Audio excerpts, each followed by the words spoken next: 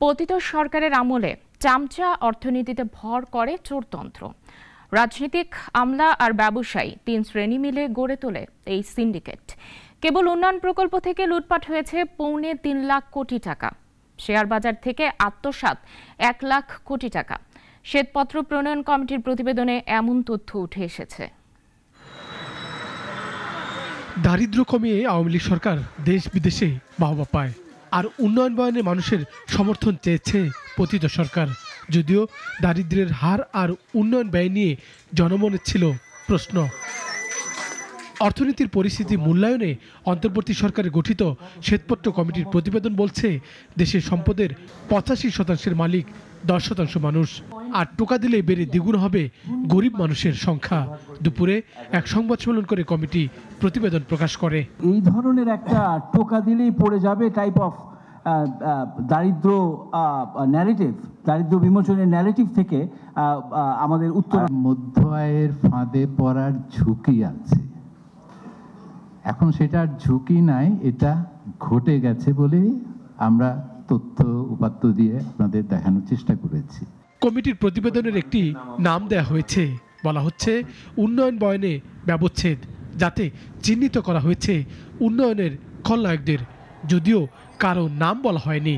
Committee বলছে, রাজনৈতিক, ব্যবসায়ী, আমলা এই তিন গোষ্ঠী মিলে চামচা পুঁজিবাদকে চোরতন্ত্রে প্রতিষ্ঠা করে। নির্বাহী বিভাগ বলেন অথবা আপনি বিচার বিভাগ বলেন, তারা সকলে যখন গোষ্ঠীবদ্ধভাবে একটি চুরির অংশ হয়ে যায়, সেটাই তখন চোরতন্ত্র। এবং সেই চোরতন্ত্রের ভিতরে আপনি দেখবেন যে একটি রাজনৈতিক গোষ্ঠী, একটি আমলা গোষ্ঠী, এবং আমলা যখন বলি আমরা তখন উর্দি পড়া এবং উর্দি ছাড়া দুটোর কথাই বলছি। ২০১৪ থেকে ২০২৪ এই তিন নির্বাচনকে চোরতন্ত্রের বিষবৃক্ষ রচনা হয়। শেষ হয়ে যায় সরকারের জবাবদিহিতা, বাড়ে অনিয়ম, দুর্নীতি। আওয়ামী লীগ সরকারের সময় ২.৫ লাখ কোটি টাকা ঘুষ লেনদেন হয়, যার প্রায় ১ লাখ কোটি টাকা নেন আমলারা।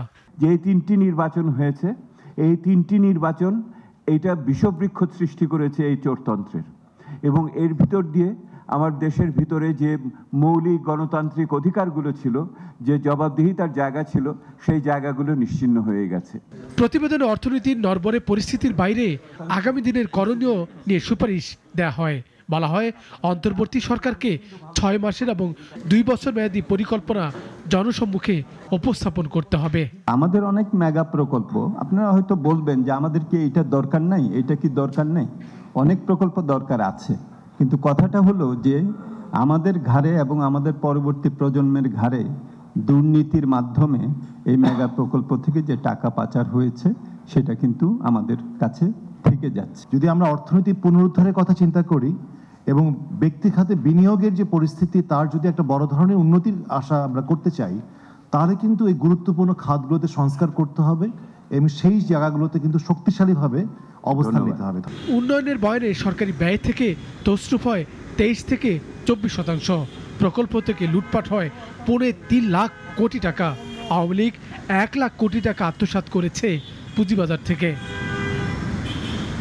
প্রতিবেদনে উঠে এসেছে, দুর্নীতির জন্য ব্যবহার করা হয় ব্যাংক খাত, অবকাঠামো, বিদ্যুৎ, জ্বালানি ও তথ্য প্রযুক্তি। তাই ব্যাংক খাত থেকে দুর্দশাগ্রস্ত ঋণের পরিমাণ এখন ৭ লাখ কোটি টাকা। সেটা আমার উন্নয়নের পক্ষে কতখানি সহায়ক হয়েছে। সাইদ আরমান, নাগরিক, ঢাকা।